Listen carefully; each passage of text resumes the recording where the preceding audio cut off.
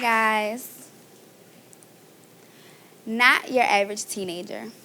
So I have to ask a question. What were you like at 15? When I ask most people this question, they reminisce on maybe their first, maybe second year of high school. They tell me about how they had to plan their sweet 16th birthday party. And then they'll just tell me something nostalgic. When I was 15, I remember being so insecure. Not about a boy that I liked, like most girls my age, but because I had just been asked to squat and cough naked in front of a female officer. She ordered me to take off my clothes and squat in front of her. 15-year-old me was in jail. I was in intake, being charged with attempted murder. In the years leading up to me turning 15, I had always been determined that I would be a ballerina. I love attention, and I love to dance, so I always knew that sort of stage was for me. However, I grew up in Northeast D.C., in a neighborhood that was plagued with violence, raised by a single mother who had to work 2 jobs to support me and my older sister. My older sister tried to help raise me, but she was just a kid herself, so she was in way over her head. She didn't know how to change a diaper. She wasn't prepared to teach me how to talk, how to read and write, how to tie my shoes, to take me to school, to feed me, but she tried. One thing I greatly remember my mother telling me was that if I ever got into a fight and I was the one that got beat up, that she would beat my butt. Those words stuck with me for the rest of my life. So one day when I was in high school and a classmate and I got into an argument, I went home and I told my mom, that girl was much bigger than me.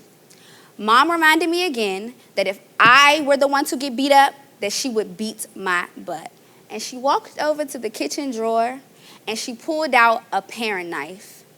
She handed me a paring knife with a blade that was about this long. So the next day when I got to school and my classmate approached me, I pulled the knife out of my pocket and I stabbed her right in the abdomen. I was immediately arrested and locked up. Still 15. Jail was a totally different world. Imagine being a teenager. You're already prone to rebel, and now there's someone telling you what to do, what to eat, when to eat, how to eat it, when to use the bathroom, how to use the bathroom, when to go to sleep, and when you could watch TV.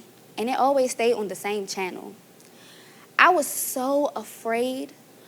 All I could think about was trying to go to sleep on that thin mattress that barely covered that metal slab that was supposed to be my bed. And again, everybody was much bigger and much taller than me. I was released from incarceration, and I found myself back into the same neighborhood with the same friends, the same family, and the same drama. Luckily, a district attorney took a chance on me. She was starting a program for at-risk and high-risk girls, and she wanted me to be a part of it. I was honored. This program gave me a new type of self-esteem. Somebody believed in me. Somebody gave me a chance to show my potential. And it was in that program that she showed me how to live in an environment, but not be of that environment. She gave me the tools that I needed for success that would lead me to greatness one day. Tools such as how to dress for an interview, how to conduct myself in an interview, how to build a resume, anger management, how to change the way you speak according to the setting that you are in. And it was with those tools that I was able to graduate high school. I was able to graduate college. And it was at the University of Maryland, Eastern Shore, with a degree in rehabilitation services, where I now have the tools to effectively rehabilitate those with mental and behavioral needs. After I graduated college, I became employed for DC's National Association for the Advancement of Returning Citizens Cure the Streets program, where I helped to plan community events and forge peace in the former neighborhoods that I used to live in. I even became employed at District of Columbia Public Schools, where I now work at Ballou Senior High School as a paraprofessional and educational aide. What I do is I assist children with educational and behavioral needs in smaller classroom settings, and I give them more attention and more time to comprehend the lessons that are in front of them. What I'm really able to do is pour myself into the children that need me the most. I'm able to show the children that they can do it because they remind me so much of myself. I worked with one girl. She had actually just turned 15. She was in charge of taking care of her 4 younger brothers because her mother had abandoned them. She was fighting constantly, her grades were slipping, her clothes weren't clean, and she had just stopped coming to school altogether. So I took her to lunch one day, and I let her tell me everything that was going on with her. I just listened. Every fear, every cry, every piece of anger, I just let her let it all go. I took her out more often. On top of letting her vent to me daily, I took her shopping to boost her confidence in herself. I took her out of her neighborhood, out of her comfort zone. I took her to a musical she'd never been before. And I helped her with all of her homework. She did a complete turnaround. And she still calls me constantly. That is my proudest moment. Unfortunately, I lost my mother a month before my 20th birthday. And I always remember feeling so disappointed that she passed away before I could show her that I could change, before I could show her that I was making something of myself.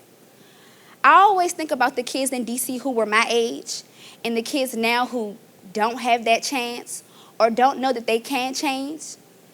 They don't know that there's more options out there for them. I have looked for options for them. According to USA Today, the District of Columbia has the highest rate of juvenile incarceration in the entire nation, and a recidivism rate that is hovering just under 25%.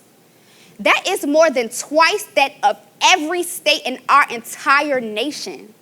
And unfortunately, these youth in DC don't have any programs because we don't have enough funding to keep our programs going.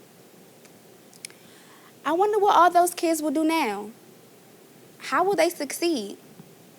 So, I joined Community Family Life Services Speakers Bureau, and it was there that they taught me how to not be ashamed of my story, how to not be scared to tell everybody what I was going through and what I had gone through. And now I use my voice for good. I have spoken to the Justice Impact Institute on the impact of female incarceration. I have spoken to American University on the impact of how we need more nonprofit organizations in DC. I have been featured on the 1 in 4 podcast where I talked to Marcus Bullock, the CEO of Flick Shop, on incarceration and recidivism in DC. And more recently, I have spoken on the budget hearing for the Office of Victim Services and Justice Grants for 2020. I use my voice for good. These children don't know that there's a second option out there for them. And they don't know that there's so much more to us that people don't know. We are strong, we are resilient, and we are yearning for help at the end of the day. So I have to ask you again, what were you like at 15? Have you checked on any 15-year-olds that you know today? Thank you.